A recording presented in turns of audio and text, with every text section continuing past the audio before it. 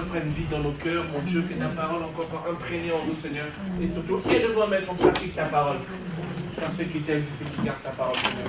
Au nom puissant de Jésus-Christ, Seigneur. Nous sommes là pour toi, Père de gloire. Nous sommes là pour être enseignés par toi seul, Seigneur de gloire, mon Dieu. Moi, le premier, aide-nous encore, mon Dieu, à comprendre quelle est notre responsabilité face au fléau qui frappe cette terre, mon Dieu, des hommes. Au nom puissant de Jésus-Christ. Pour toi toute la gloire. Merci pour ces instants. Merci pour la disponibilité que tu permets. Merci pour tout ce que tu fais, Seigneur. Au nom de Jésus. Amen. Amen. Bonjour tout le monde. Nous sommes dans notre deuxième jour de... Tu as une place là, frère. Il y a une autre pression. Ceux qui sont derrière, ça ne vous dérange pas, donc vous pouvez un peu avancer comme ça. Ça va permettre qu'ils vont arriver un peu en retard. Ça ne vous dérange pas. Hein. Ceux qui sont derrière, là. Ça va encore, j'ai jamais mangé quelque chose. Je ne pense pas le faire en nom de Dieu. Ça va tout le monde? Amen. Voilà. Petit récap avant de commencer, avant de rentrer en profondeur. Excusez-moi, c'est dur de parler.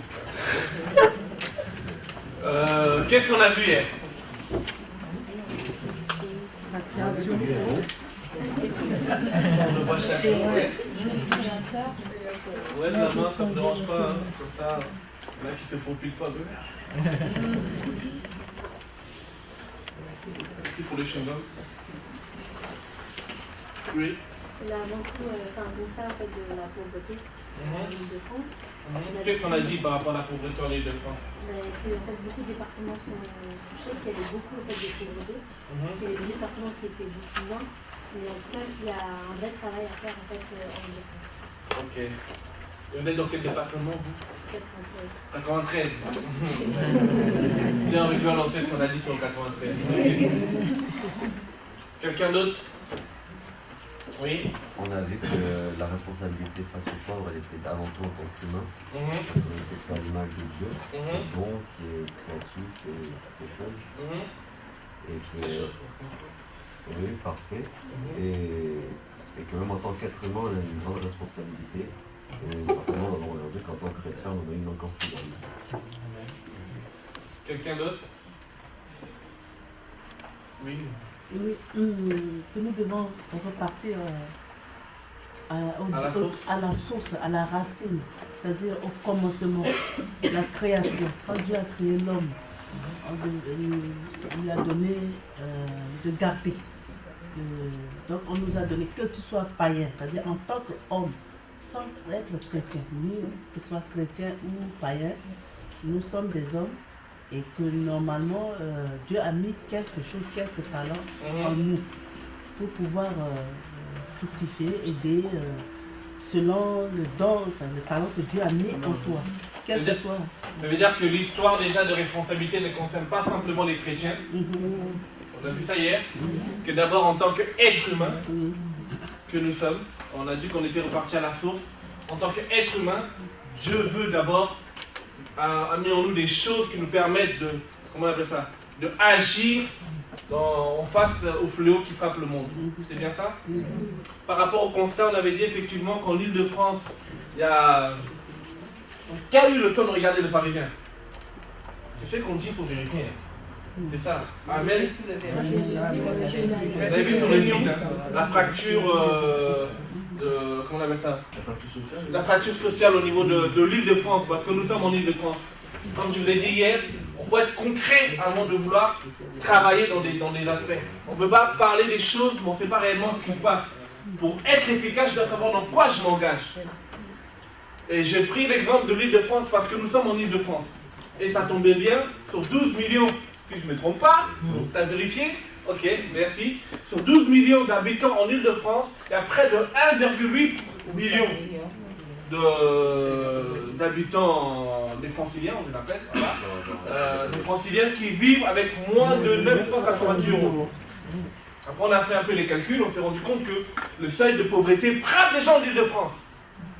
Bien sûr, dans des départements comme le 93, le 95 et le 94, après le 75, avec le 3 arrondissements, le 18, le 19 et le 20e. Ça veut dire que rien que ça déjà, il y a un vrai besoin, un réel besoin qui se passe aujourd'hui. Et que nous ne pouvons pas rester insensibles en tant qu'être humain déjà. Il y a un réel besoin qui est là. Et un des derniers stades que je vais essayer de voir avec vous, aujourd'hui, on va dire, le monde est un village.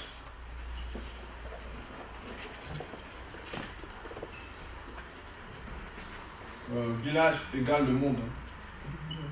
Enfin, on va me dire, qu'est-ce que tu dis, Luciane? Avec la mondialisation, le monde maintenant c'est comme un village.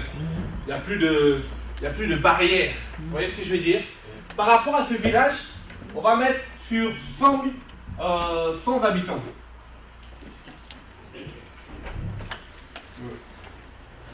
Sur 100 habitants sur la Terre, en tout cas sur ce village-là, on avait dit, premièrement, on peut dire, il y a 6 personnes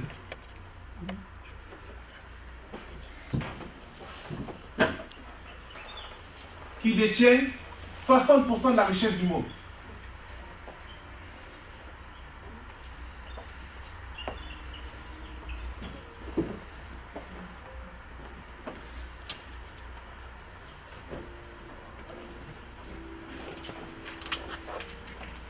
On avait dit encore que 20 personnes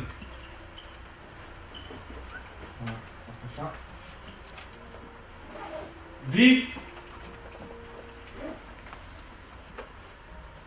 avec moins de 1 euro, on fait 1,08 € par jour. Je vous parle du monde, hein. On fait un constat par rapport au monde. Après, ça nous fait combien déjà? 26. 14 personnes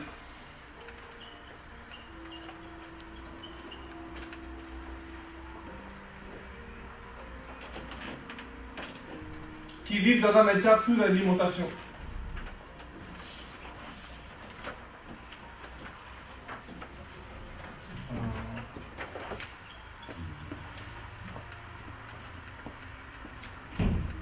Vivrait sous alimentation.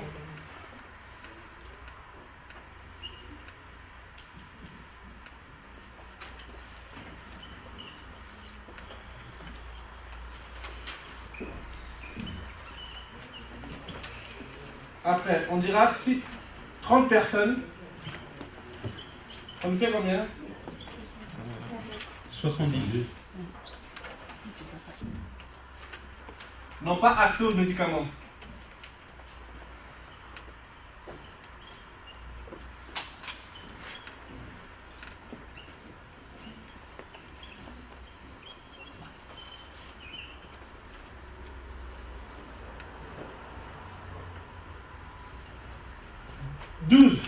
Personnes ou villageois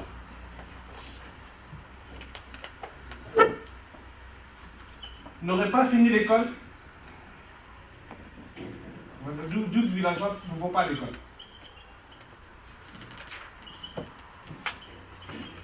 Tout ça, ce que je suis en train de voir, ça nous fait combien? 82. Et le reste, c'est combien? On va dire plus de pourcents. 18. 18 personnes décéderaient décès dû à la pauvreté.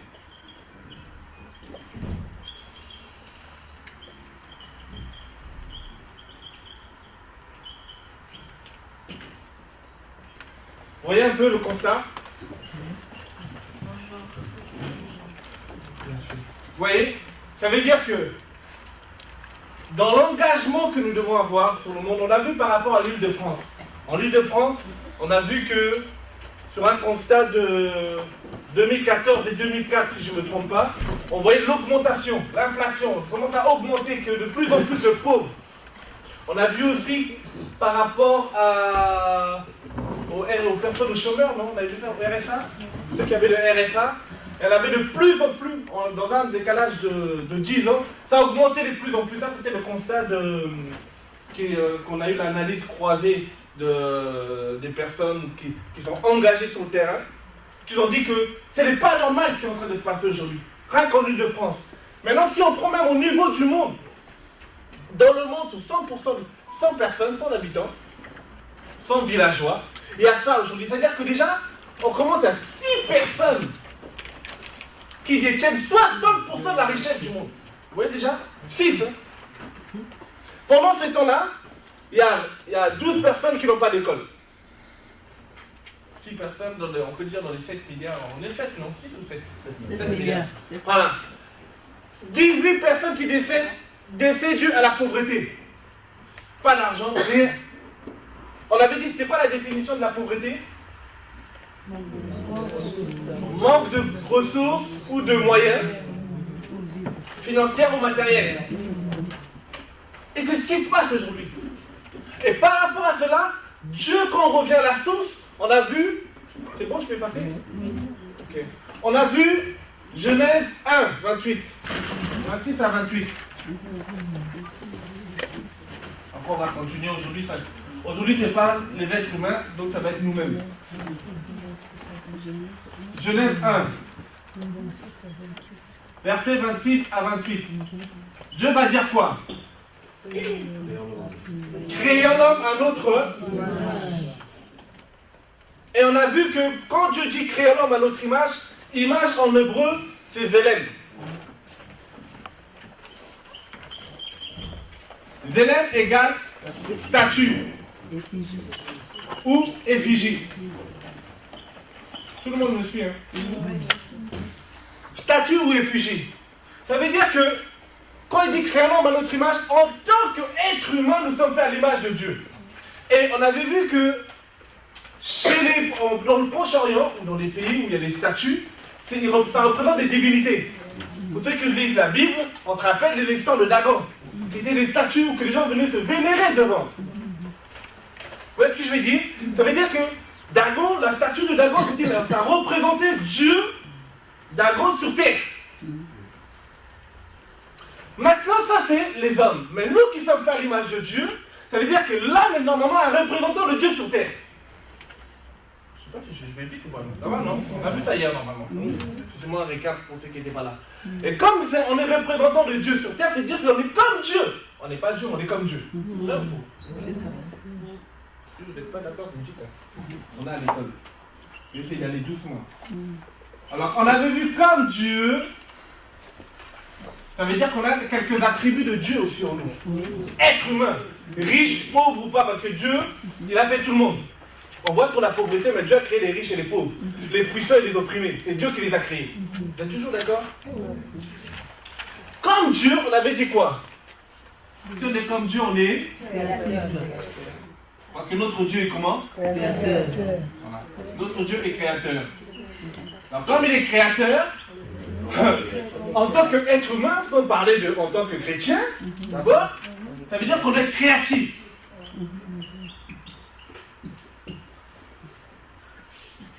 Si vous voulez me dire, maintenant quand on devient chrétien, parce qu'on est en train de voir en tant que chrétien, quand on devient chrétien, la Bible va me faire comprendre que dans Jean 15, 16, quoi? Le lecteur de la Bible. Parce que notre Dieu est créateur. Si mon Dieu est créateur, je dois être créatif. Un chrétien ne peut pas, par rapport au constat qu'on a fait, un chrétien ne peut pas simplement regarder. On a dit, même avant même de parler de chrétien, en tant qu'être humain, je dois être créatif. Ça, vous allez voir, il y a des gens, peu importe leur travail, ils excellent. C'est pas seulement là, c'est pas qu'il a sorcellerie, c'est parce qu'il a compris en quoi il devait faire ses compétences. Non, moi, Dieu m'appelle à quoi? Je ne sais pas. Dieu, avant même que Dieu t'appelle, Dieu a mis en toi des capacités. Alléluia. Il faut que j'attende. Moi, les jours que je vais répondre à l'appel, mais camarades, avant même d'aller loin, en toi déjà, comme tu es Dieu, si tu reconnais que Dieu c'est ton créateur, si tu reconnais que tu n'es pas descendant de Darwin, Darwin a créé l'histoire d'expansion, en gros, Big Bang, Boom, non. Moi je crois que non, c'est lui qui m'a créé, c'est Dieu. Donc comme je sais que mon Dieu est créateur, il a cet attribut-là, ben en moi doit avoir la créativité. Maintenant, quand je deviens chrétien, on va voir qu'on s'est dit hier que par rapport au péché, l'homme a perdu ces choses-là. Ou ça s'est corrompu, ça a été dénaturalisé. Mais quand je deviens chrétien, il y a Jean 15,16 qui dit quoi? Ce n'est pas vous qui m'avez conduit. Lecteur de la Bible. Nous avons connu la charité, c'est ça, non? Non, ça c'est après. Ça c'est. Nous avons connu la charité, c'est quand je dis pendant tout ce qui se passe selon. On connaît Jean 3,16, mais aussi 1 Jean 3,16. 1 Jean 3,16 qui disait 1 Jean 3, verset 16. Nous avons connu la charité, tout ça, parce qu'il nous a aimés. En gros, si quelqu'un est dans le besoin, je ne veux pas dire que je ne le vois pas. Mon frère, ma soeur, que Dieu te bénisse, c'est bien, mais mon ventre a faim. Et bizarrement, le monde dit qu'un ventre qui a faim n'a point d'oreille. Tu auras beau parler, donner Genèse, Apocalypse, si la faim, c'est compliqué. Vous voyez? Alors là, c'était ça. Et après, on a dit, selon Ephésiens 2,10, il dit que nous sommes son ouvrage.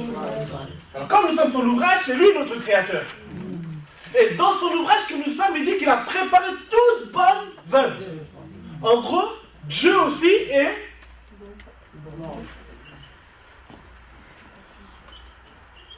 Alors, comme Ephésiens 2, en tant que chrétien, nous dit que nous sommes ouvrage, mais avant Ephésiens 2, verset 10, avant Ephésiens 2, verset 10, ben, tout être humain, peu importe qui il est, je ne parle même pas encore des chrétiens, il a une bonté en lui quand même. Des gens comme les Coluches, ils n'ont rien, pas Jésus, mais tu sens, ils ont envie de faire les choses. Continue encore. Il est mort, mais vous voyez, qui continue, mais pour dire que cette bonté-là, ça ne vient pas de lui. Dieu a béni tout être humain, parce que c'est lui notre créateur. Même si les gens ne le reconnaissent pas en tant que créateur, c'est lui qui nous a créés. Maintenant, en tout être humain, il y a cet aspect de la créativité. On est créatif. Après, il y a cet aspect de bon, c'est la bonté de Dieu. Alors, comme Dieu est bon, si quelqu'un est dans le besoin, face à tout ce qu'on a vu comme constat, et comme on peut voir là, je ne peux pas comprendre qu'il y a 6 personnes qui vivent avec toute la richesse du monde, et d'autres qui sont en train de souffrir. Alors là vient aussi la justice de Dieu. Pourquoi? Parce que notre Dieu est juste.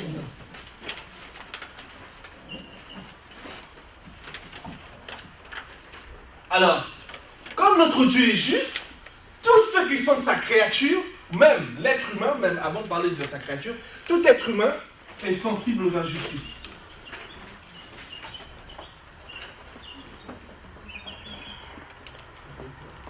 Je ne sais pas si je vous fais comprendre. Hein.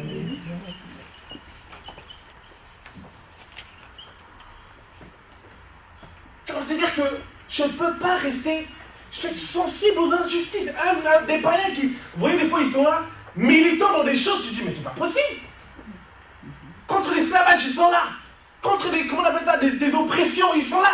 Contre, comment on appelle ça, les précarités qu'on veut mettre en place avec les lois que les mondes veulent voter pour opprimer encore les précaires, et ils sont là.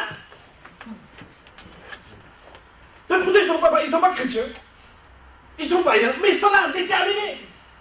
Et on appelle ça, comme ils savent que si je fais la grève, la journée, ça sera dur, parce que je ne peux pas, la réalité va me rattraper, faire 1 mois de grève, c'est dur. Mais alors, face aux injustices, je suis insensible, ben je vais mettre en place, je vais pratiquer les nuits debout. Les nuits debout, c'est quoi? C'est simplement des personnes qui manifestent debout pour ne pas que, comment on appelle ça, pour dire non à tout ce qui se passe. S'opposer à des choses. Ça, c'est les païens. Mais maintenant, les chrétiens, face aux injustices de voir 6 personnes qui détiennent la richesse du monde, mais je ne peux pas dire, ah, mais vraiment, c'est pas bien. Ah, non, mais vraiment. T'as Jésus ou t'as pas Jésus? Alléluia. Amen. De voir les choses, quand on parle de 6%, je vais vous donner des exemples encore pour être concrets. Il y a un homme qui s'appelait au Congo Mobutu Sese Seko Kukuwedu Wazabanga, tout ce que vous voulez. Vous savez qu'est-ce qu'il a fait, lui? Un homme qui a régné de 65 jusqu'en 97, si je ne me trompe pas. Il y a des parents qui sont là, si vous pouvez m'aider. Voilà, c'était ça, non, les dates. Et vous savez, cet homme, on a fait une estimation en 1984 pouvoir, sa richesse personnelle. Elle s'est levée à 4 milliards de dollars. Tout juste pour rembourser la dette publique que son pays devait. Et là, il y a des chrétiens quand même. Alléluia, Hosanna. Mais frères et sœurs, il y a des injustices. Et on ne fait rien. Mais quel est le Jésus compris? Même avant même de prier Jésus, là, en tant qu'être humain, là, créature de Dieu, représentant de Dieu, que maintenant, comme le dit dans 1 Jean 12, Jean 1, 12, à tous ceux qui l'ont reçu, il a donné le pouvoir de devenir enfant de Dieu. C'est ça que l'ennemi nous avait pris, on le reprend en Jésus. Alléluia. C'est-à-dire que tous les vertus qu'on avait perdues, ou peut-être les hommes peuvent le faire, mais comme il n'y a pas l'amour par excellence, mais ils reviennent à les travers. Il y a des choses que je ne vais pas dire, mais en fait on parle de ces gens-là, des gens qui ont, comment on appelle ça, qui ont régné, là, qu'on a dit des noms. Mais jusqu'aujourd'hui, là, on se rend compte, mais on ne peut pas faire des choses sans avoir le prince de paix. Où est notre responsabilité? Mais notre responsabilité, elle est là. Manifester la personne de Christ. Que le premier Adam avait perdu. La Bible nous dit quoi par rapport à l'image de Dieu? Mais la Bible nous dit dans 1 Corinthiens 15 que le premier Adam avait échoué, mais le deuxième Adam ne peut pas échouer. Amen. Et que Dieu nous a tout donné. Ça veut dire que notre responsabilité, elle est encore plus grande que les êtres humains. Hier, on a vu que les êtres humains, oui, parce qu'il y a certaines choses qui font que, en tant qu'être humain, ils l'ont. Ça, vous allez voir, des fois, je me dis, des fois, même des fois, tu vois, certains pays, ils ont plus de moralité que soi-disant des chrétiens. Tu te dis, mais c'est pas possible. Il lui manquerait plus que Jésus à cette personne. Regarde, ton voisin, c'est parce que c'est la créature de Dieu. C'est tout. C'est là qu'il a la nature de Dieu. Il ne manquera plus que la dernière touche pour aller au ciel. Parce que faire ça sans Jésus, ça ne sert à rien, après on verra. C'est qu'on a besoin de Dieu. Mais notre rôle, elle est grand. Notre rôle, c'est énorme, frères et sœurs. Oui. En fait, j'étais en train de me dire que peut-être que justement, à cause de... Parce que les chrétiens ne sont pas au rendez-vous, donc le Seigneur, il utilise justement des païens pour faire son œuvre. Malheureusement, et encore, on verra si on a le temps, quand Dieu permettra, de voir dans l'histoire de l'Église, que vous allez voir que tous ceux qui ont mis en place des structures sociales pour aider les gens, c'était les chrétiens. Commençons par la Croix-Rouge, Henri Guénon, c'était un chrétien. Commençons par les hôpitaux, les hôtels Dieu, c'était un chrétien. Commencions le système de la CAF, c'était par rapport à la Bible, dans le sens où les lois sociales, où on devait aider les gens qui étaient dans le besoin. Ça vient, tout ce qui était de comment on appelle ça, social, caritatif. Aujourd'hui, on a pris des autres lunettes. Au lieu que ça soit les lunettes de la montée, c'est les lunettes de dollars. On est rentré dans le capitalisme. Un autre constat qu'on n'aura peut-être pas le temps de faire, ou de voir pourquoi aujourd'hui beaucoup de gens en est perdus, à cause de, qu'on appelle ça, après il y avait la colonisation, ou les peuples indiens, comment ils étaient chassés. En fait, le plus grand sujet, c'est toujours le plus faible. Après on a eu la guerre froide, où que beaucoup ont profité avec tout ça. Après on a eu quoi? On a maintenant la mondialisation. On fait travailler des petits indiens à bas prix pour acheter des... Vous voyez ce que je veux dire? Pour les puissants. C'est-à-dire qu'il y a beaucoup de choses à faire, frères et sœurs. Il y a beaucoup de choses. Mais qu'est-ce qu'on fait? Il ne m'a pas parlé. Je ne parle plus. Et il ne m'aime pas, il n'y a pas d'amour. Camarade, je t'assure, si tu connaissais ton identité avec Dieu, tu vas voir qu'il y a beaucoup d'amour à donner plus qu'à recevoir. Amen. Et notre responsabilité, c'est bon? Je rappelle.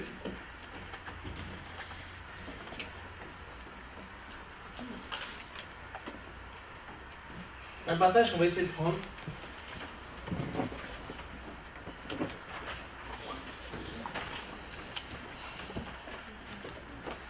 C'est Psaume. Psaume 46, versets 6 à 9. Dieu va dire quelque chose. Psaume 146, pardon. 146. 146.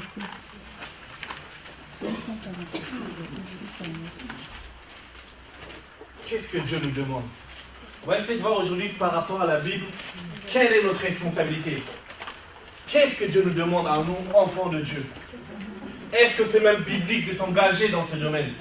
Est-ce que Dieu même agrée l'engagement que nous pouvons prendre dans ce domaine pour aider comment on appelle ça, les minorités, pour aider ceux qui sont dans le besoin?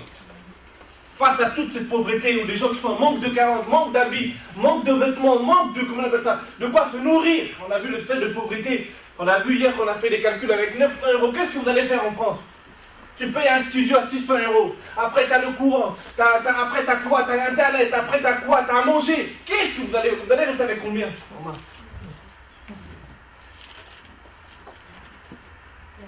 Et qu'est-ce que nous dit là? Quelqu'un a trouvé? Oui, je sais. 146. Oui. Psaume 146, verset 6 à 9. La Bible nous dit, il fait les cieux et la terre, la mer et tout ce qui s'y trouve. Il garde la vérité à toujours. Il fait droit aux opprimés. Il donne du 6 à 9, on a dit oui. 6 à 9, Oui, oui. Je le prends. Oui. Il a fait les cieux et la terre, la mer et tout ce qui s'y trouve. Il garde la vérité à toujours. Il fait droit aux opprimés. Il donne du pain aux affamés. Yahweh délie ceux qui sont liés. Yahweh ouvre les yeux des aveugles. Yahweh révèle ceux qui sont trouvés. Yahweh aime les justes. Yahweh protège les étrangers. Il soutient l'orphelin et la veuve. Mais il renverse la voix des méchants.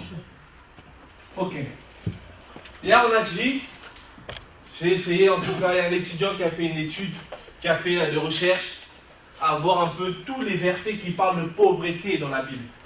Et par rapport à ça, elle a pu relever qu'il y avait 2000 versets dans notre Bible qui parlent de la pauvreté, qui traitent ce sujet de la pauvreté. Et la pauvreté dans la Bible, en hébreu, en tout cas, ça se symbolise par la première pauvreté.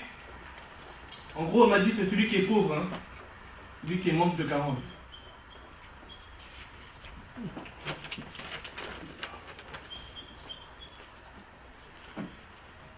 On avait dit ce qu'il est pauvre.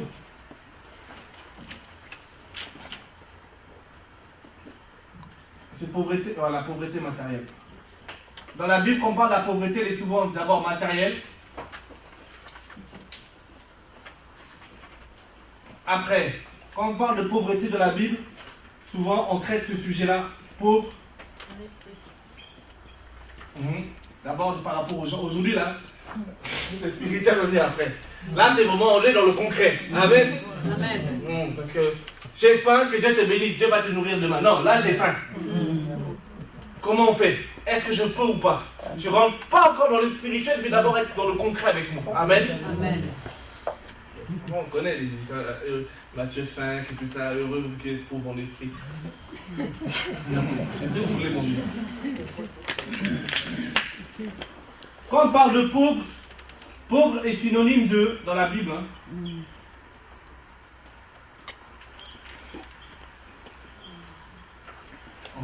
Pauvre égale, quand on parle de pauvre dans la Bible, c'est qui pour vous? On parle de qui? Oui, l'indigent, c'est les veuves déjà.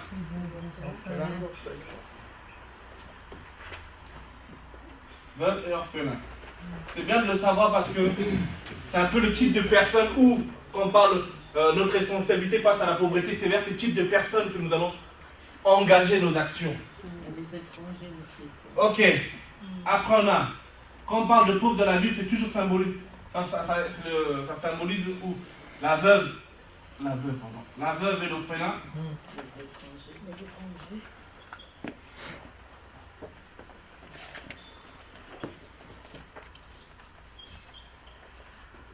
Ok. Et qui? On va voir des versets même qui parlent de ça. Les étrangers, les faibles, les étrangers, on peut prendre un verset On prend toujours des trucs à l'appui. Non. Les étrangers, on peut prendre Exode 22.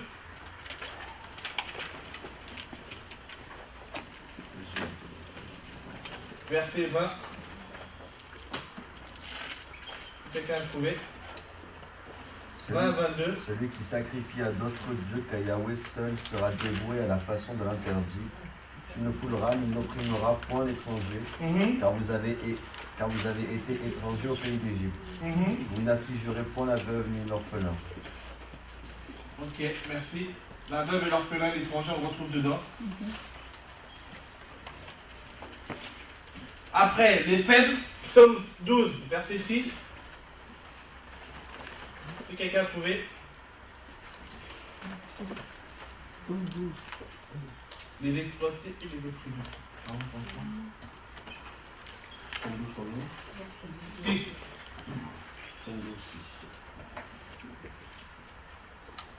À cause du mauvais traitement que l'on fait aux malheureux, à cause du gémissement des pauvres, je me lèverai maintenant, dit Yahweh, je mettrai en sûreté celui à qui l'on tend des pièges. Ça veut dire que Dieu, notre Dieu de gloire, quand on s'attaque aux faibles, il ne reste pas inactif. Il ne reste pas là oisif. Il dit, je me lèverai. Et rappelez-vous, à un moment donné qu'on a touché aux enfants d'Israël. J'aime trop quand je dis ça. L'histoire de Moïse dans Exode 3, si je me trompe. Dieu va le visiter. Dieu va le parler. Il était content. J'ai entendu les cris de mon peuple. Oui, Seigneur. J'ai entendu leurs pleurs. Oui, Seigneur. Je descendrai pour les délivrer. Alléluia, Seigneur. Frère Moïse, je passerai par toi. Tu es sûr, Seigneur? Est-ce que vraiment j'ai cet appel, Seigneur? Il y a des fois, il y a peut-être des douleurs que vous ressentez dans votre vie. Il y a certaines choses qu'on peut ressentir. Et que vous pouvez aussi prier. Parce que rappelez-vous, avant de parler comme ça à Dieu, il était comment on appelle ça? Sensible aux injustices que subissaient les esclaves. Il avait cette compassion, mais il n'avait pas encore l'engagement. Il n'avait pas encore peut-être le manteau, selon lui. Dieu va le préparer dans le coulisses et à un moment, Dieu va l'appeler. Réponds à ces choses-là. Alléluia. Amen. Parce que c'est une lourde, c'est une responsabilité. Dieu s'il descend sur la terre des hommes, tout le monde va mourir. Psaume 12, 6. On l'a lu déjà. On a lu? Psaume 72, ou je dirais plus, Jean 24, c'est mieux. Pour les exploiter, les opprimés. Qu'est-ce qu'il dit Jean? Jean 24. Jean ou Jean? Jean 24, verset 4. Si tu ne trouves pas dans ta Bible, rassure-toi, c'est pas un autre livre. Ils font retirer les pauvres du chemin et les misérables du pays se cachent. Verset 4. Verset 4. Oui, c'est ça. Ok.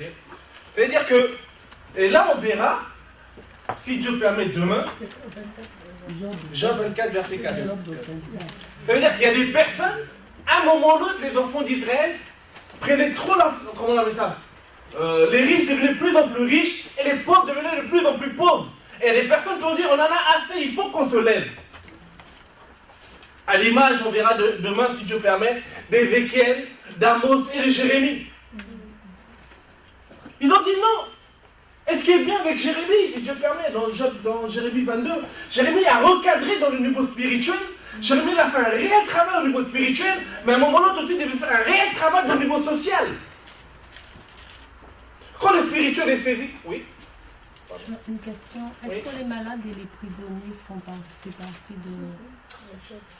Les faibles. Les malades et les prisonniers, oui. Ça rentre dans les faibles. Ah, d'accord. Malades, prisonniers, ça rentre dans les faibles. Ceux qui ont un manque quelque part. Vous voyez? Et Jérémie, il a déjà dans Jérémie 7, il va dire réformez vos voies, réformez vos trucs. Ok, papa, il va remettre un cadre. Ça ne va pas être facile, il va remettre un cadre, il va essayer de restaurer la crainte de Dieu. Mais en parallèle, il va se rendre compte aussi du niveau social, il y avait un manquement. Et il va recadrer. Et il va se lever et il va dire les choses clairement. Vous pourrez le lire si vous pouvez. Jérémie 22, si je ne me trompe pas, à partir du verset 13. On va le décortiquer demain si Dieu permet. Ça veut dire qu'un chrétien doit savoir que je ne peux pas rester insensible. Cette histoire me concerne. Déjà en tant que chrétien, qu'est-ce que moi je sais faire? Quelles sont les choses que je peux apporter à mon niveau? Et on verra tout à l'heure. Qu'est-ce que je peux faire? Est-ce que je dois laisser les choses se faire? Dire, c'est Dieu, ils sont maudits, c'est Dieu qui les maudit? Non, frère. Ça, en tant qu'être humain, non. Alors, à plus forte raison avec celui qui est le Fils de gloire. La Bible va me dire quoi? Quelqu'un peut prendre 1 Pierre 2,12 si je ne me trompe pas. Notre rôle. Dieu, par sa grâce, la pauvreté dans la Bible est symbolisée par ça. C'est sur ce type de travail dont le Seigneur nous appelle à faire. Et quels sont en fait les résultats? 1 Pierre 2,12. Ayant une conduite honnête avec les gentils, afin que, là même où ils vous calomnient comme si vous étiez des malfaiteurs, ils remarquent vos bonnes œuvres et glorifient Dieu au jour où il les visitera. Amen. Frère, comme je disais hier, selon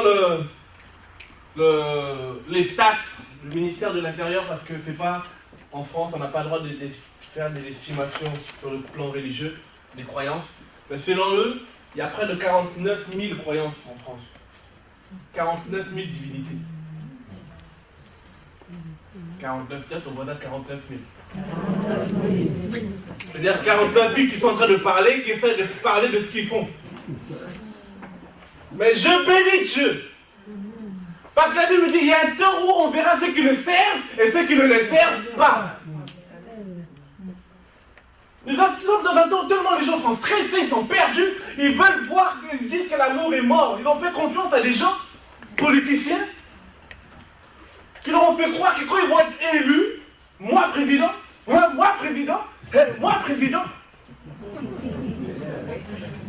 mais maintenant eux présidents, ils fustigent plus les pauvres et ils font plus d'éloges aux MEDEF, aux gens, les patrons. Et les opprimés sont encore de plus en plus. On en pensait même jusqu'à 1 an à la fin de son mandat pour dire que les gens sont fatigués. Mais là, c'est à nous, c'est aux chrétiens, en tout cas ceux qui ont l'amour. L'amour, c'est une personne, c'est Jésus-Christ de Nazareth. Amen. Cet amour, comme vous pouvez le lire dans 1 Corinthiens 13, la Bible est claire. Sur cet amour-là, tout est décortiqué de nous. Et il dit, quand nous allons manifester cet amour, même là où on ne croyait pas en notre Dieu, quand ils verront les œuvres, le but, il est là. Ils ne manqueront pas de glorifier ton Dieu. Alléluia. Amen. Ils ne manqueront pas de chercher pourquoi cette personne le fait. Pourquoi cette personne s'engage dans ce domaine. Pourquoi cette personne le fait avec zèle, sans rien attendre derrière. Je me rappelle un moment, il y a dans l'évangélisation qu'on fait avec les sans-abri, on était à Porte-Maillot, il y a près de 300 sans-abri qui ont distribué un peu de la boisson chaude, tout ce qui bouge. Il y a le responsable de SAMU social qui vient nous voir, qui nous dit, mais pourquoi vous faites ça? On le fait parce qu'on aime Dieu. Non mais concrètement, pourquoi vous le faites? On le fait parce que... Ça, en plus, si tu ne me poses pas la question, je comprends.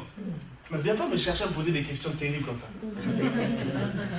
Parce que je ne t'ai pas cherché, tu viens me chercher, je veux te répondre. Et je ne vais pas passer par 4 chemins, parce que tu m'as donné le droit. Et là, tu parles. Non mais c'est Jésus. Et c'est bizarre. Mais depuis que vous venez donner de la boisson, les communautés qui étaient là en train d'attendre leur bus, ils ne se bagarrent plus. C'est bizarre, on sent une paix, ils viennent en avance, ils rigolent, ça danse, alors qu'avant ils venaient bourrer, excusez-moi du terme, ils venaient, ils avaient bu, ils pouvaient se taper entre eux, les Arabes se tapent avec les Noirs tapent avec les hommes de l'Est et tout, mais depuis que vous venez, il y a quelque chose de bizarre.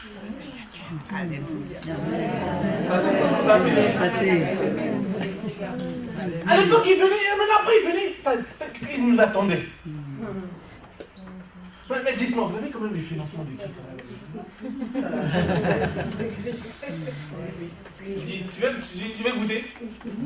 Si tu veux goûter, on va commencer tout de suite.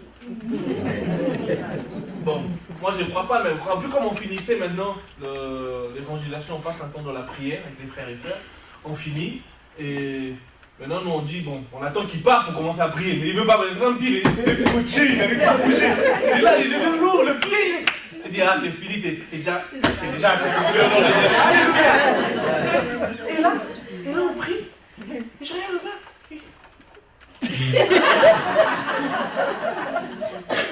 On a des têtes. Non, on ne fallait même pas être là, camarade. On fait capter pour dire Seigneur, roule. Ah, non, Seigneur. Non, pour les faits. Après, à la fin, il dit, vous avez gâché ma journée. Et pourquoi? J'avais des plans pour aller en boîte, mais là, alléluia. Amen. Il était venu, il pensait qu'il allait draguer les sœurs, mais il est venu qu'il s'est fait draguer par Jésus.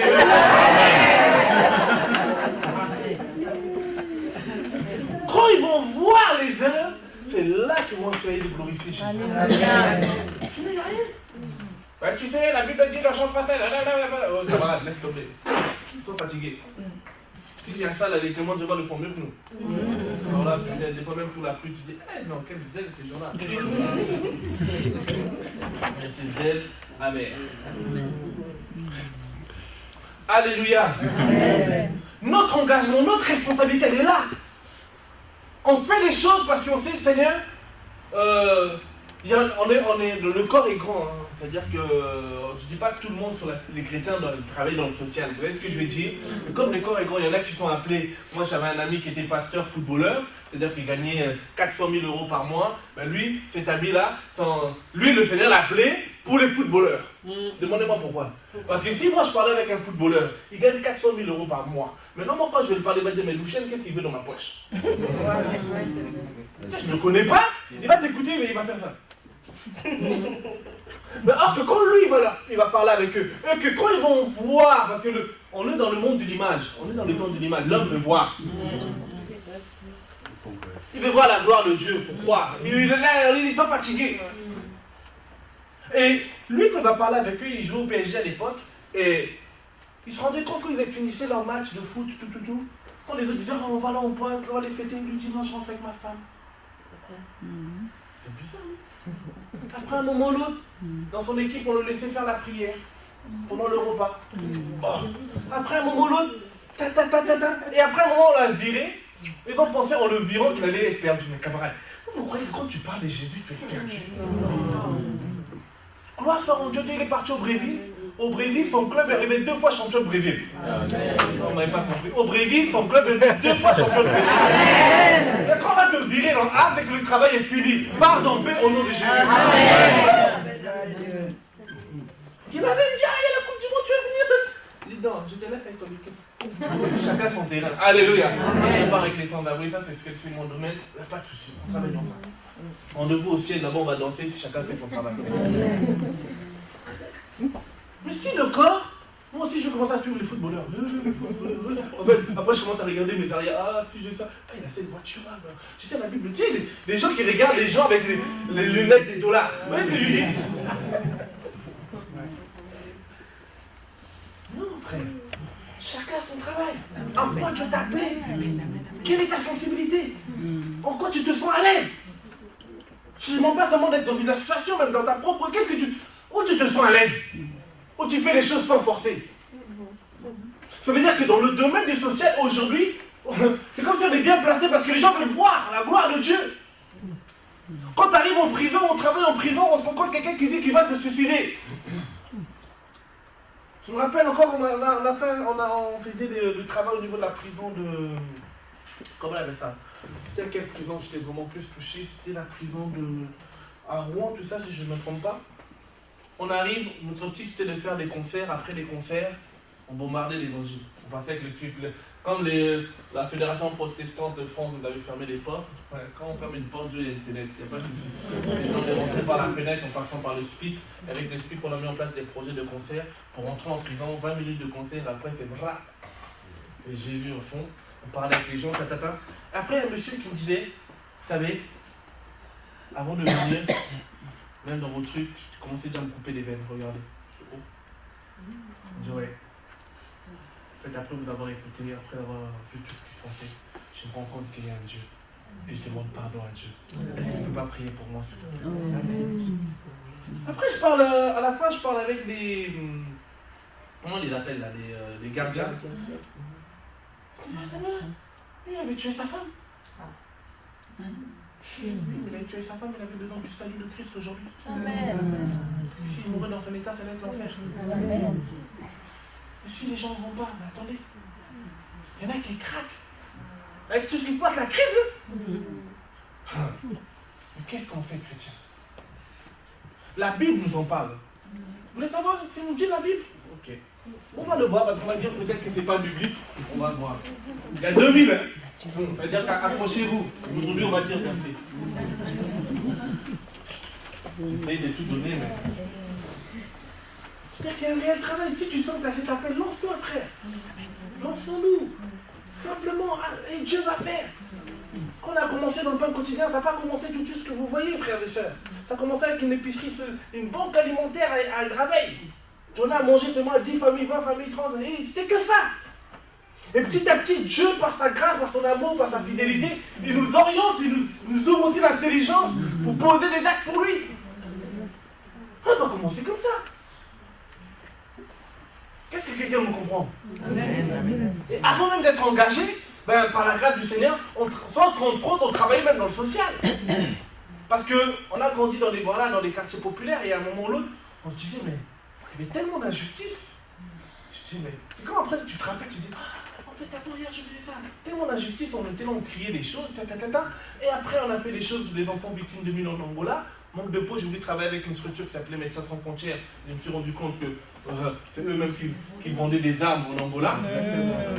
Toutes ces grosses comme ça, je dis la bonté sans Dieu, il n'y a rien.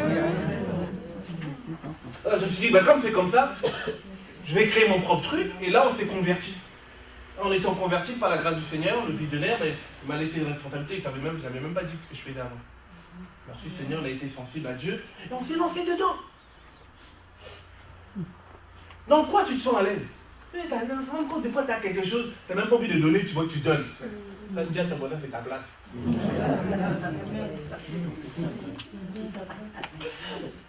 Pourquoi? On parle des pauvres, on n'est pas chez les catholiques, c'est-à-dire que Dieu aussi aime les riches. C'est-à-dire Dieu aussi, c'est écrit non ou pas? Les gens même qui ont marché avec Dieu. On va le lire. Les riches. On va commencer par ça.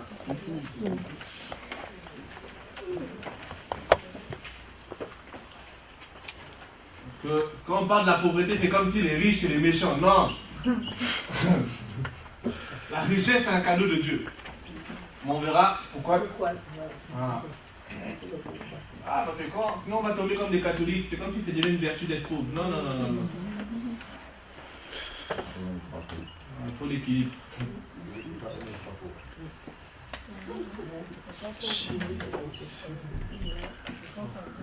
Moi, j'ai pas vu la poche. Mais bon. En tout cas, Abraham. Quelqu'un peut prendre Genèse 24. Verset 35. Après, il y a Isaac. 24, 35. Isaac, Genèse 26, 12 à 14.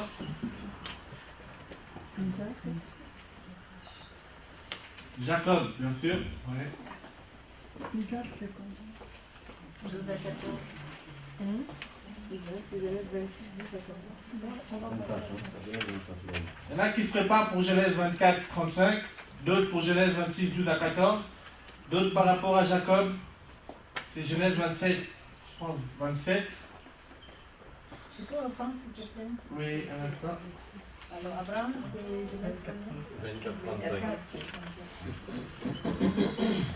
Non, c'est Genèse 25. Je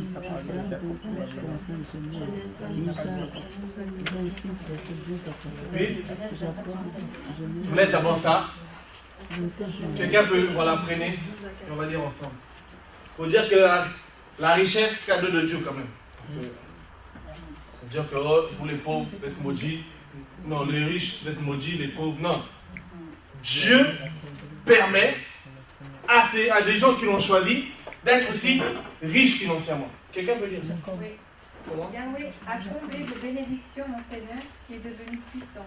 Il lui a donné des brebis, des bœufs, de l'argent, de l'or, des serviteurs, des servantes, des chameaux et des ânes. Ah, c'est clair, non? On n'a pas dit richesse spirituelle. Hein? Non, non. Il aimait Dieu ou pas, Abraham? Si. Merci. Notre responsabilité. Dieu aussi peut nous donner. Mais après, on verra pourquoi, qu'est-ce qu'on doit faire. Quelqu'un d'autre pour Isaac? Genèse 26, 12 à 14. Isaac sera dans cette terre-là, et il recueillit cette année-là le centuple, car Yahweh le bénit. Cet homme devint riche, et il alla s'enrichissant de plus en plus, jusqu'à ce qu'il devint fort riche.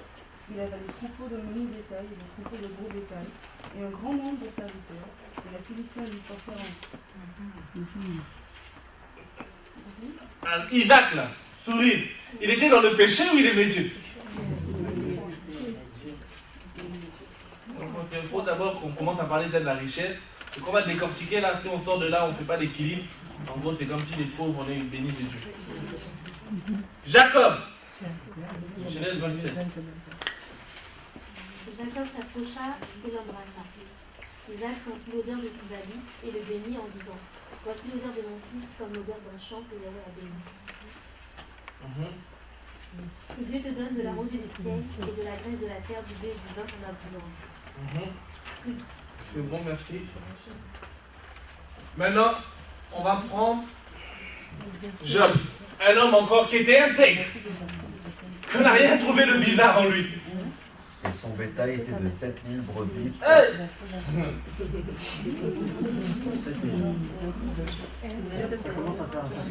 Ah, il était dans le péché. Non. Il était dans le compromis. On n'a pas entendu pour Job. Job 1, verset 3. J'écris pas trop. Job 1, 3. Et après Job 42, verset 10 à 12.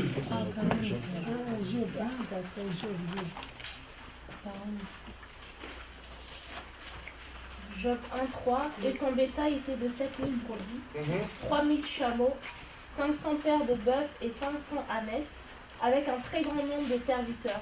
Ainsi cet homme était le plus puissant de tous les orientaux. On va prendre un autre passage, c'est dans Proverbe 10, verset 22, par rapport à la richesse.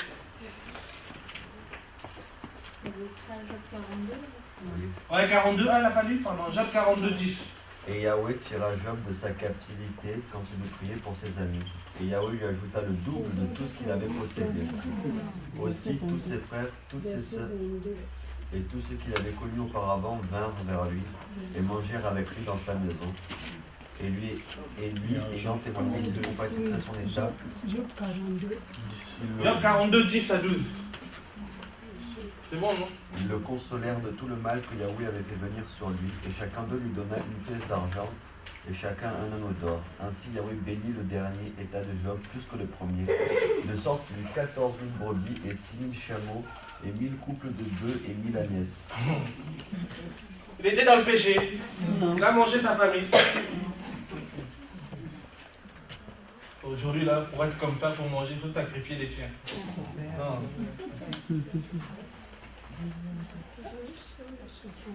Quelqu'un peut lire Proverbe 10, verset 22. La bénédiction de Yahweh est celle qui enrichit et il n'y ajoute aucune peine. Ah! Ça veut dire que Dieu peut permettre des gens qui aiment Dieu, financièrement, ils s'en sortent. C'est pas moi qui le dis. Je ne viens pas prêcher l'évangile de prospérité. Je vais simplement vous dire qu'à un moment ou l'autre, Dieu peut bénir les frères et sœurs. Financièrement. Après, on verra le but, bien sûr. Mais Dieu peut permettre financièrement que les gens ont des moyens. On peut prendre l'histoire de l'église du Nord et l'église du Sud. L'église du Nord, c'est un peu toutes ces églises où c'est libre un peu, où les gens peuvent exercer leur foi, où il y a des frères, où c'est rempli, où il y a des gens qui prient dedans. Ils peuvent avoir financièrement des fonds pour soutenir des assemblées où les gens qui n'ont rien et qui essaient de faire l'œuvre dans des villages. Dieu permet. Et pour finir, il y a encore beaucoup de versets, mais Psaume 65, 16. Ouais. 65, pardon, 10 à 14. Tu visites la terre, tu lui donnes l'abondance, tu la combles de richesses. Le ruisseau de Dieu est plein d'eau. Tu prépares le blé quand tu l'établis ainsi. Tu arroses ses sillons et tu aplanis ses mottes. Tu l'amollis par la pluie et tu bénis son germe. Tu couronnes l'année de tes biens et tes voies versent l'abondance. Les plaines du désert sont abreuvées et les collines sont ceintes de joie. Les pâturages se couvrent de brebis et les vallées se revêtent de froment. Les cris de joie et les chants retentissent. Ça veut dire que Dieu, il y a encore beaucoup de passages dans Deutéronome, tout ça, il y a beaucoup de passages même dans les Lévitique qui parlent un peu de la richesse. Ça veut dire que Dieu peut nous bénir financièrement. Amen. Amen. Amen. Non pas pour dire qu'on est quelqu'un, on verra tout à l'heure, mais c'est pour un but. Amen. Alléluia. Amen. Et bizarrement, on verra que c'est tous les gens qui déjà beaucoup bénis qui doivent normalement plus donner. Celui qui doit beaucoup donner là. Et la loi de la semence nous fait comprendre, plus on sème, plus on récolte. Et maintenant, on va voir maintenant dans la Bible des passages qui parlent de la pauvreté. Pourquoi je prends ça? Pour nous aider à avoir des arguments, savoir que pourquoi je m'engage. Si demain l'ennemi vient m'attaquer dans mes pensées, dire que pourquoi tu fais ça? Est-ce que c'est biblique? Est-ce que Dieu recommande ces choses? On a déjà vu les trois aspects du Seigneur. C'est la bonté, la justice et la créativité. Dieu a besoin de voir les choses. Et la créativité, on peut le dire, ça peut être par rapport aux structures qu'on peut mettre en place. On a parlé tout à l'heure d'aller voir les sans-abri, on parlait sur les prisons. Qu'est-ce qu'on peut mettre en place pour aller en aide à ceux qui sont dans le besoin? Notre responsabilité, elle est là. Qu'est-ce que je fais? Est-ce que je reste inactif ou est-ce que j'essaie de me lever et de m'engager? Parce que mon Dieu le fait. Parce que mon Dieu le veut. Et vous allez me dire où c'est écrit? On va le voir aujourd'hui. On a le droit de faire des 20 euros ici ou pas? Je donne des versets là, après moi la prochaine fois d'aller vérifier une feuille blanche, allez hop. Dans le Tanakh, on va écrire. On va prendre un passage dans Exode déjà, commencer.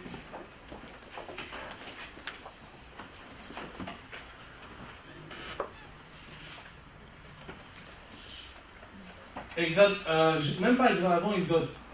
On reprend bien sûr Genèse 1, versets 26 à 28.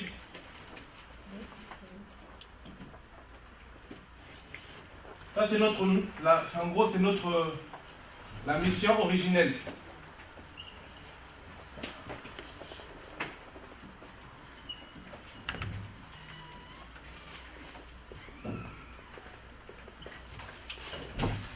Des êtres humains. Oh là là. Avec un grand H. Ça, c'est notre première mission en tant qu'être humain.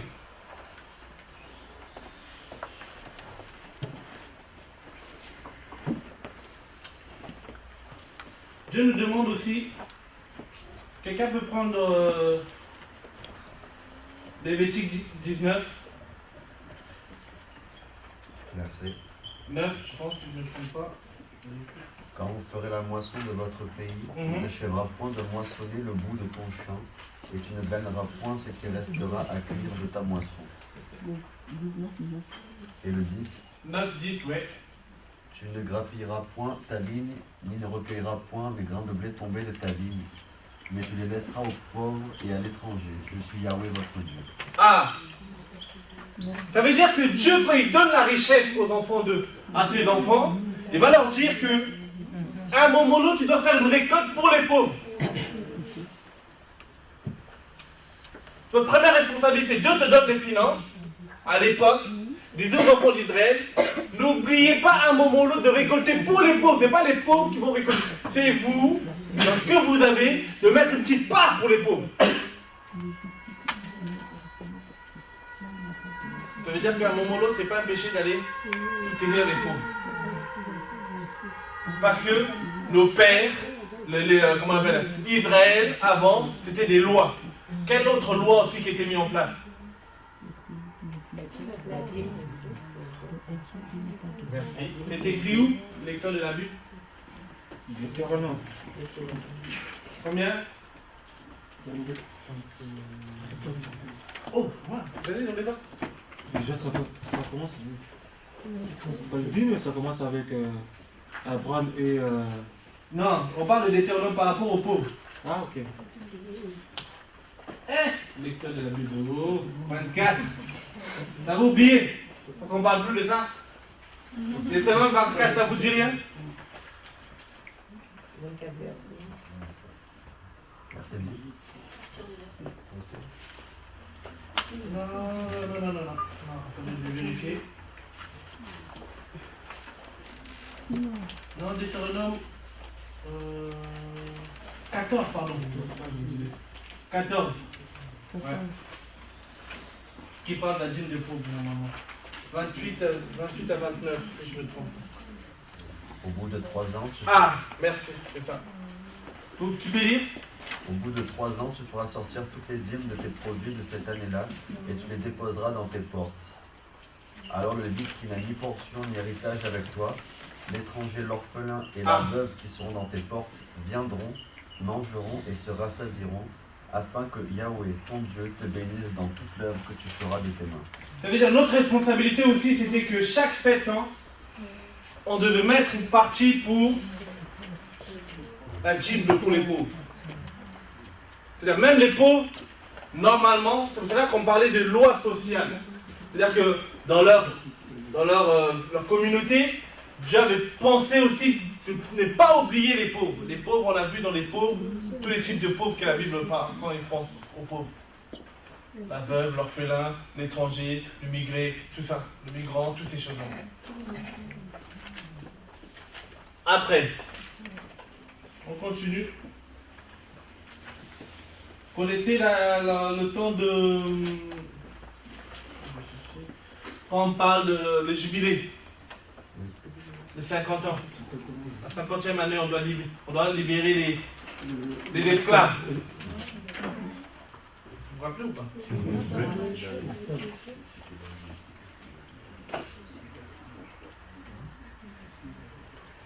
L'année de jubilé. Non, pas encore. Lévitique, hein? Lévitique 25, si je ne me trompe pas.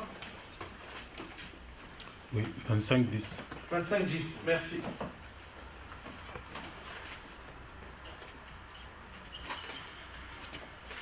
Vous avez vu, rien qu'à l'époque,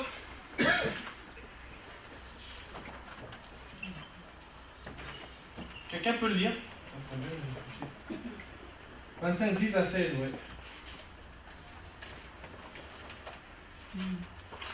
Et vous sanctifierez la 5e année. La 50e année, pardon, et publierez la liberté dans le pays à tous ses habitants. Ce sera pour vous l'année du jubilé, et vous retournerez chacun dans sa possession et chacun dans sa famille. Cette 50e année vous sera l'année du jubilé. Vous ne sèmerez point et vous ne moissonnerez point ce que la terre rapportera d'elle-même. Et vous ne vendangerez point les fruits de la vigne non taillée. Car c'est l'année du jubilé, elle vous sera sainte. Vous mangerez ce que les champs rapporteront cette année-là. En cette année du jubilé, chacun de vous retournera dans sa possession. Et si tu vends de la marchandise à ton prochain, ou si tu achètes de la main de ton prochain, qu'aucun de vous ne fasse de tort à son frère. Mais tu achèteras de ton prochain selon le nombre des années après le jubilé. Pareillement, on te fera les ventes selon le nombre des années de rapport. selon qu'il y aura plus d'années, tu augmenteras le prix de ce que tu achètes. Et selon qu'il y aura moins d'années, tu le diminueras, car on te vend le nombre des récoltes. Que nul de vous ne trompe son prochain, mais craignez votre Dieu, car je suis Yahweh, votre Dieu. Pratiquez mes ordonnances, gardez mes jugements et observez-les, et vous habiterez en sécurité dans le pays. Et le pays vous donnera ses fruits, vous en mangerez, vous en serez rassasiés, et vous y habiterez en sécurité. Et si vous dites, que mangerons-nous la 7e année, si nous ne semons point, et si nous ne récoltons point notre récolte? J'ordonnerai à ma bénédiction de se répandre sur vous dans la 6e année, et la terre rapportera pour 3 ans. Puis vous sèmerez la 8e année, et vous mangerez de l'ancienne récolte jusqu'à la 9e année. Jusqu'à ce que sa récolte soit venue, vous mangerez de l'ancienne. La terre ne sera point vendue à perpétuité, car le pays est à moi, et vous êtes étrangers et forêts chez moi. C'est pourquoi dans tout le pays dont vous aurez la possession, vous donnerez le droit de rachat pour la terre. Si ton frère est devenu pauvre et vend quelque chose de ce qu'il possède, celui qui a le droit de rachat, à savoir son plus proche parent, viendra et rachètera la chose vendue par son frère. Vous vous rappelez l'histoire de qui, c'est ça? Ruth. Ça veut dire quoi? Ça veut dire que en tant qu'enfant de Dieu, Dieu pense aux pauvres. Quand Dieu permet qu'on ait des moyens, des richesses, c'est pas pour s'enorgueillir. On voit avec tous ces versets, Dieu pensait déjà en avance. La responsabilité d'un enfant de Dieu, quand Dieu permet qu'il ait des moyens, il doit penser à ceux qui sont dans le besoin quelque part. On n'a pas dit de s'appauvrir pour eux, mais de penser comment on appelle ça, de donner à ceux qui sont dans le besoin. Notre responsabilité, elle est là. On ne peut pas rester inactif par rapport à ce qui se passe. Combien Dieu permet? Qu'est-ce que Dieu permet?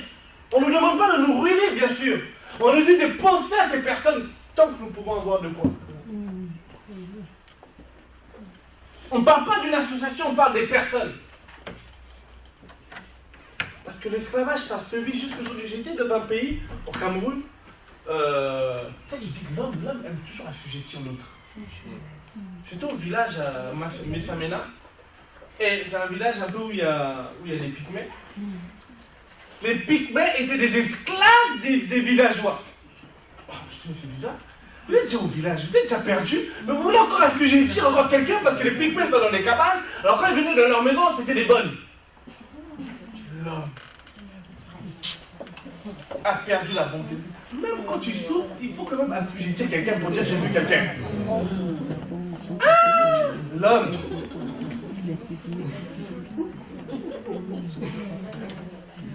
Ça, je me suis dit, ah non. C'est ça que Dieu a pensé à ces gens-là. C'est ton esclave, à un moment, il faut le libérer. Laisse-le respirer un peu. Laisse-le respirer un peu. C'est-à-dire que Dieu, dans sa pensée, quand il donnait, il disait aux ses enfants d'Israël, n'oubliez pas ce qui se trouve chez vous. Notre responsabilité, des fois, c'est de donner déjà. Pensez à eux déjà. Pensez à celui qui est dans le besoin. C'est-à-dire, Seigneur, qu'est-ce que je peux faire à mon niveau? Même si je ne peux pas, il y en a qui vont dire, j'ai oublié. Comme Dieu connaît, non, je t'aime, Seigneur. Comme il connaît l'homme. L'homme, il est sensationnel. Ah, je pleure, j'oublie. Si on n'écrit pas des lois, ces gens-là, ils vont toujours oublier ceux qui sont dans le besoin. Alors qu'est-ce qu'on va faire? On va écrire des lois pour bien les aider à avoir une discipline. Même nous, on le voit. Hein. Depuis qu'on a dit que la dîme n'est plus d'actualité, qui donne? Qui a? On voit que l'argent... Comme vous savez, quelque part où les gens, on ne coupe pas derrière l'argent. On a besoin d'argent pour faire avancer le royaume. Il y en a qui se reconnaissent, on ne dit pas d'amen parce que c'est rentré. Mais vous savez que là, vous travaillez, il y a des œuvres caritatives, que ce soit nous, que ce soit les frères et les sœurs, peu importe. Là, vous sentez qu'il y a Dieu. Semez. Oui, j'ai du mal, frère. T'as du mal, bah t'as un calendrier. T'as un agenda. Bon, le 10 truc, je vais te filmer pour une association de scène parrainage. Pam. Le 10, t'envoies ton enveloppe. T'as pas besoin de dire à tout le monde que j'ai envoyé mon enveloppe là-bas. J'envoie parce que Dieu a... Là encore, on est que là. On est encore là, la loi. Quand on va descendre en bas, maintenant Dieu va vouloir qu'on donne avec cœur et joie. Amen. Amen. Parce qu'eux, ils n'avaient pas l'esprit pour les aider. C'est là qu'il y avait des lois. Ça, c'est la défense de l'esprit. Amen. Merci. Comme c'est là que dans Jérémie, il va dire 31, si je ne me trompe pas, je vais graver ma loi dans leur cœur. On n'aura pas besoin de les obliger. Là, il y a 24, parce que eux, ils disent, vous allez voir, comme ça qu'à un moment ou l'autre, Dieu va susciter des prophètes pour vouloir recadrer, parce qu'à un moment ou l'autre, ils oubliaient. Ils ont pris les pauvres, devenaient de plus en plus pauvres, surtout en temps d'Amos, et les riches devenaient de plus en plus riches. J'ai dit, mais c'est pas normal. C'est pas ça que je voulais à la base. Dieu va mettre en place des lois pour imposer le soutien à ceux qui sont dans le besoin.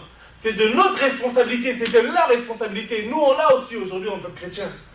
Eux, c'était des lois. Nous, c'est imprimé dans nos cœurs. Le Saint-Esprit. Qui a le Saint-Esprit? Non, qui a le Saint-Esprit que je veux voir? Qui a le Saint-Esprit? Ça veut dire que le Saint-Esprit... Aujourd'hui, tellement qu'il y a Internet, tellement qu'il y a des ordinateurs, les gens ne sont plus sensibles. Il y en a qui crèvent de faim. Il y en a qui souffrent. Il y a des pays persécutés où, comme la femme Esther, qu'on avait brûlé vive son mari au niveau du Niger. Elle est restée avec les enfants. C'est une veuve. On a parlé des pauvres, c'est des veuves. Qui soutient ses enfants aujourd'hui? Qui a un 10 € pour ses enfants? Une autre femme en Inde là-bas, parce que les extrémistes, c'est pas seulement il y a beaucoup d'extrémistes dans d'autres trucs aussi, dans d'autres croyances. On a brûlé vive, elle c'est carrément, on a coupé la machette. Elle est restée avec les enfants. Qui soutient ses enfants? C'est une veuve. On a parlé des pauvres, c'est des veuves, c'est des orphelins. Qui soutient? Qui? Où est l'église? Qu'est-ce qu'on fait? Hier, on se moquait des catholiques avec les Vaticans là. Bon, aujourd'hui, regardez. C'est plus le pasteur qui s'enrichit et les gens crient Alléluia derrière. J'ai vu les gens qui m'ont dit, Loufiane, j'ai vendu toute ma bijouterie pour semer pour l'un. Et le gars a mangé tout. Et effectivement, il y en a qui sont blessés. Mais je crois aussi qu'il y en a qui font un travail, essayant de les soutenir. Amen. Alléluia. Amen. C'est d'être imprégné dans nos cœurs, ces choses. Si vous voulez des versets, on va les sortir, il n'y a pas de souci. J'ai fait un temps d'expliquer pour l'instant. Comment faire pour soutenir ceux qui sont dans le besoin? Les prisonniers. On travaille avec les prisonniers de Makala. Il y en a qui sont condamnés à mort. Il y en a, aujourd'hui, par la grâce du Seigneur, il y a une école de 400 prisonniers au niveau de Makala qui sont en train de prendre des cours d'alphabétisation et de remise à niveau, tout ça. Quand ils ressortent, c'est plus facilement, ils peuvent se réinsérer professionnellement. On a besoin d'argent pour soutenir ses frères et sœurs. Je ne vous parle pas que de nous, il y a encore beaucoup d'œuvres caritatives chrétiennes. Priez, Dieu va vous aider. Où on va se mettre pour que, si je ne peux pas le faire, mais en tout cas c'était une loi qui était mise en place, on était dans l'obligation de mettre à côté.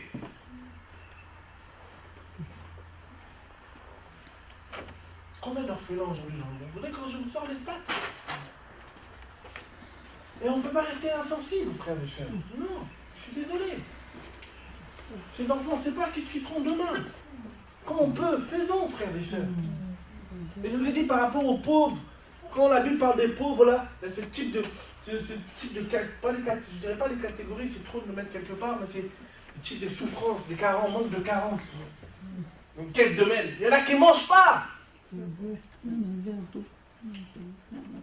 Qu'est-ce qu'on attend pour mettre en place des épiceries solidaires qui veulent les aider? Non pas rester dans l'assistanat, mais les aider à se réinsérer par la suite. C'est un coup de pouce et derrière on fait un travail. Et en même temps on fait un travail de la prière. Alléluia. Pas seulement les gens ils viennent prendre à manger puis ils sont contents. Non. Ok, tu manges. Maintenant comme tu n'as plus faim, on peut s'asseoir, on peut parler. Qu'est-ce que tu fais? Qu'est-ce que tu veux faire? Où tu veux te réinsérer? Non, mais je ne crois pas. Ok. Oh, vous pourrez prier, pourquoi on prie? On ne voit pas les résultats. Mais Dieu a envie d'être concret parce que notre maître, quand il est descendu sur la terre, il a fait des choses concrètement. Amen. Je l'ai vu en tant que pauvre habiter à... Notre maître, le fils de l'homme n'avait même pas l'endroit de mettre sa tête. C'était pour nous montrer l'exemple. Je ne vais pas dire de vendre vos maisons, loin de là. Je vais tellement, on va déjà être là seulement. Le soutien. Mettre de côté. Penser à ceux qui sont dans le besoin. Telle est notre responsabilité. Alléluia, Église. Amen. Comment faire? Ça, c'était le premier aspect de notre responsabilité.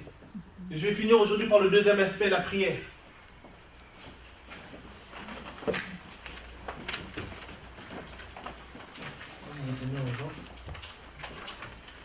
Un homme que j'aime beaucoup, toujours. Là, on va parler de la prière pour ces personnes.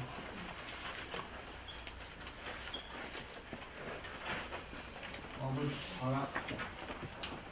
Job, quelles sont les prières qu'il a adressées à Dieu pour ces personnes?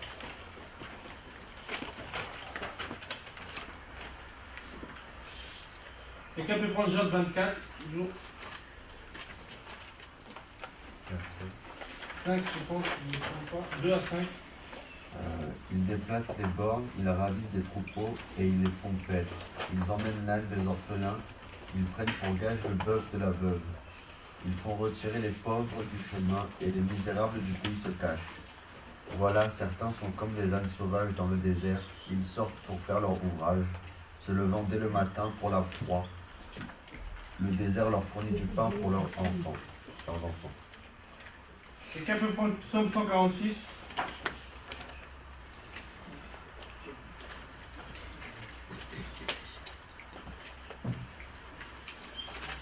Quel verset? 10, 146 tout. C'est petit. Louez Yah, mon âme loue Yahweh. Je loue Yahweh toute ma vie, je chanterai mon Dieu tant que je vivrai. Ne vous confiez pas au grand, ni en aucun fils de l'homme qui ne peuvent délivrer. Son esprit s'en va et l'homme retourne dans sa terre, et ce même jour ses desseins périssent. Heureux celui a pour secours le Dieu de Jacob, et dont l'espérance est en Yahweh son Dieu.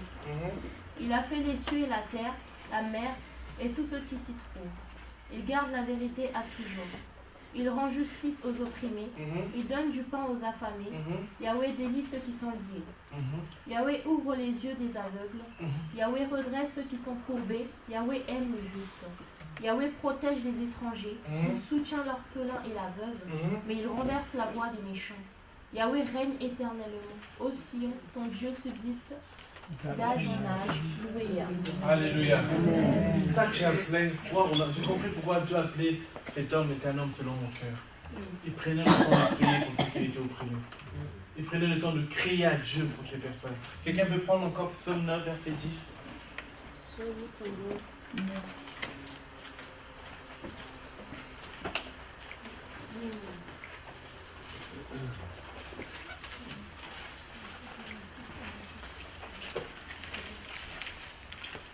Yahweh est un refuge pour l'opprimé, un refuge au temps de la détresse. Psaume 10, 18.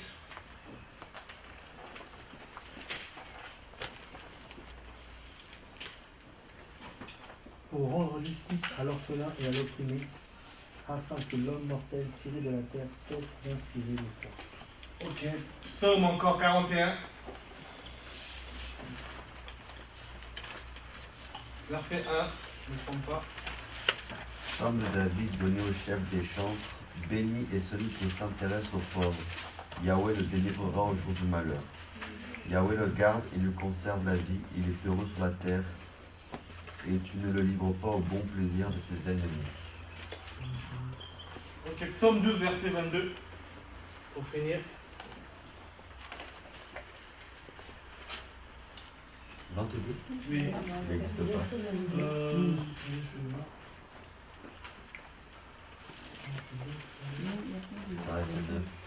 Ça s'arrête à 9. Ah, 9 alors. 6, pardon. 6. T'as pas? À cause du mauvais traitement. À cause du mauvais traitement que l'on fait aux malheureux, à cause du gémissement des pauvres. Je me lèverai maintenant, dit Yahweh. Je mettrai en sûreté celui à qui l'on tend des pièges. Frères et sœurs, pour finir aujourd'hui simplement, je peux vous dire, c'est vrai qu'on peut vouloir s'engager. Peut-être des fois aussi, on a envie de semer, on a envie de poser les actes, mais des fois on n'a pas les moyens.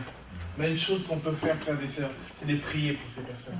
Amen. Alléluia. Amen. Un réel engagement ne peut pas se faire s'il n'y a pas une vie de prière derrière. Un réel engagement ne peut pas se faire s'il n'y a pas une réelle compassion derrière. Dans la prière, on gémit à Dieu pour ces personnes. Seigneur, je ne peux être rien. Aide-moi à être efficace. C'est cela qu'après on pourra parler comme Pierre. Je n'ai ni l'or, peut-être je n'ai ni l'argent. Mon nom de Jésus, lève-toi et marche. Amen. Mais ça, c'est une vie cachée. On crie à Dieu pour ces personnes. On crie à Dieu pour des gens qui se trouvent dans cet état. Sans cela, frères et sœurs, on ne sera jamais efficace. Qui va se lever pour crier à Dieu pour ces personnes? Qui va se lever pour crier à Dieu pour les enfants qui sont en Haïti aujourd'hui, qui mangent de sable parce qu'ils n'ont rien à manger? Qui va crier à Dieu? Qui va crier à Dieu par rapport à un nouveau orphelinat où on travaille au Ghana, où ces enfants sont tous, comment on appelle ça, atteints du sida? Qui va crier à Dieu pour ses enfants? On pourra peut-être lui donner de l'argent, mais ça ne va pas suffire, frères et sœurs. C'est la prière. Telle est notre responsabilité, sinon ça ne sert à rien. Ça ne sert à rien. Qui va se lever? Qui va simplement lever sa voix pour ces personnes? Lever la voix pour la situation précaire. Et je vous assure, celui qui lève sa voix, celui qui crie à Dieu, il pourra toujours être efficace. Et ce qu'il va faire, cela réussira parce que Dieu va agir comme il agit avec Moïse. J'ai entendu le cri de mes enfants. Amen. Il n'a pas dit Moïse, tu vas te délivrer. Je délivrerai mon peuple. Amen. Et comme Dieu a besoin d'une personne, il passera par toi. Il y a beaucoup de choses qui se passent aujourd'hui. Il y a beaucoup de terrain où on peut s'engager, frères et sœurs. Beaucoup de terrain. Et Dieu nous attend. Nous, surtout qui sommes en Europe, quand il y a eu des grands réveils, c'était par ce domaine-là que Dieu est passé. Et je crois qu'il a encore besoin de passer dans ce chemin. Parce que nous sommes dans la culture de l'image. L'homme veut voir. Et je dis, quand ils verront, c'est là qu'après ils pourront dire, ton Dieu est Dieu. Amen. Quand ils verront ces enfants qui voyaient manger dehors, reprendre de la sérénité, parler même de Dieu, ils vont dire non. Ton Dieu est Dieu. Je n'ai jamais vu quelqu'un de Dieu s'est servi qui n'a jamais pris le temps de la prière. Crier à Dieu pour une situation, crier à Dieu pour renverser les choses, crier à Dieu. Hier, on a dit que Néhémie, avant de s'engager, il a constaté. Le constat ne suffit pas. Il est rentré dans les coulisses et crié à Dieu. Et après, on a vu l'efficacité sur le terrain. Après, on a vu l'engagement sur le terrain. Oui, les combats vont venir. Oui, les combats étaient là pour Néhémie.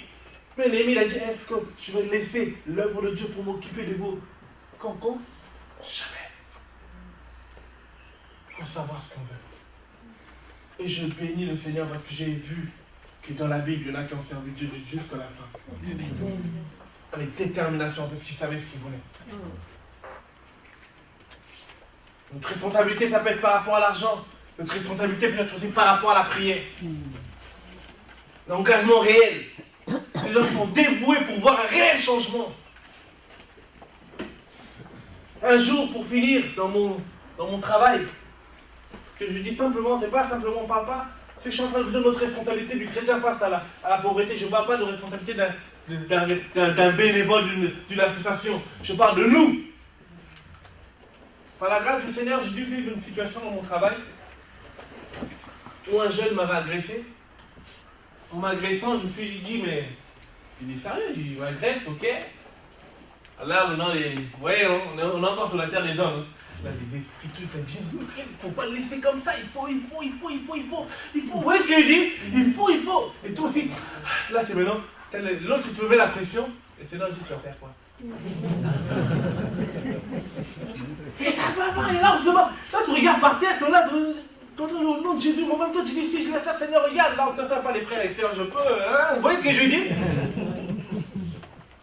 Et, merci Seigneur. Seigneur, par sa grâce, par son esprit, on n'a pas pris les décisions. Je convoque le jeune le lendemain, je dis viens t'asseoir. Et tout le monde pensait que ça allait partir dans tous les sens. Je dis qu'est-ce que tu veux? Dans quoi tu peux faire des choses?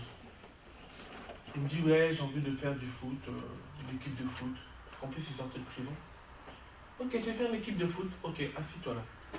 On va mettre en place une association. On met en place l'association. J'essaie de voir avec la mairie pour avoir des créneaux pour faire les entraînements. On va à la fédération française de foot pour payer les licences. On va faire un vrai club de foot. Tous les jeunes du quartier qui étaient très chauds, ils sont rentrés dans son équipe de foot. Je l'ai accompagné pour avoir accès à des créneaux au niveau des stades. On a fait un petit budget pour acheter les ballons, pour acheter les maillots. Dieu fait grâce. Merci Seigneur. Son équipe, ce champion de l'Essonne il y a 3 ans, à Massy, champion de l'Essonne, bref, ils sont premiers. Et Dieu fait grâce, on met en place un tournoi de foot. Et j'invite mon ami qui était capitaine du PSG à l'époque, il vient remettre la coupe au vainqueur. Celui qui l'a agressé, il est devenu président d'une association. Et jusqu'aujourd'hui, il avance au nom de Jésus. En fait, je vais simplement nous faire comprendre, arrêtons dans l'abstrait. Qu'est-ce qu'on peut faire? Qu'est-ce qu'on peut faire concrètement? Mais il avait une manque il avait un besoin, ces jeunes. Il était perdu. Mais qu'est-ce qu'on peut faire concrètement? Donc après, il dit, c'est bizarre, mais le gars, il prie. Ah, tu t'es pris. Il regardait même plus la prière. Il dit, non. Alors il dit, moi j'aime bien prier aussi. Non, il faut laisser. On a un réel travail, frères et sœurs. Et nous sommes là. Mais je vous assure, dans les coulisses, je priais pour lui. Je me suis dit, Seigneur, je n'ai pas envie de tomber dans le piège. Mais qu'est-ce qu'on peut faire concrètement? Et Dieu a fait grâce. Et aujourd'hui, il est devenu papa. Il a ouvert un restaurant. En même temps, il a son club de... On connaît pas Jésus, frère. Je vous laisse maintenant. Pas demain. Merci Seigneur pour ta grâce, Père. En mettant toutes choses entre tes saintes mains. Aide-nous encore à être réels, à comprendre notre responsabilité face à tout ce qui se passe, face à la pauvreté dans ce monde, face aux problèmes. C'est vrai que tu nous dis dans Matthieu 24 qu'il y aura de plus en plus de famine, de pauvreté. Mais Père, à cause d'injustes, à cause de ceux que tu veux sauver, fais grâce pour la gloire de ton Saint-Nom. Aide-nous encore à être efficaces dans le travail. Aide-nous encore à poser des actes pour toi. Parce que tu es un grand Dieu. Il y a beaucoup de femmes qui pleurent dans le secret. Il y a beaucoup d'hommes qui pleurent parce qu'ils ne s'en sortent plus. Il y a beaucoup de gens qui dorment sans manger. Seigneur, il y a tellement de choses à faire, Père. Par ta grâce, nous venons devant ton trône. Aide-nous. Merci pour mes frères et sœurs. Aide-nous à saisir l'engagement dans lequel tu nous appelles. Aide-nous à saisir le travail dans lequel tu veux nous voir, mon Dieu, foncer pour toi. Seigneur, comme tu dis dans ta parole dans Colossiens 3, que tout ce que nous faisons en parole, en action, ça doit être pour ta gloire. Que seule ta gloire encore soit élevée dans nos vies. Au nom puissant de Jésus-Christ. Amen. Et Dieu vous bénisse à demain.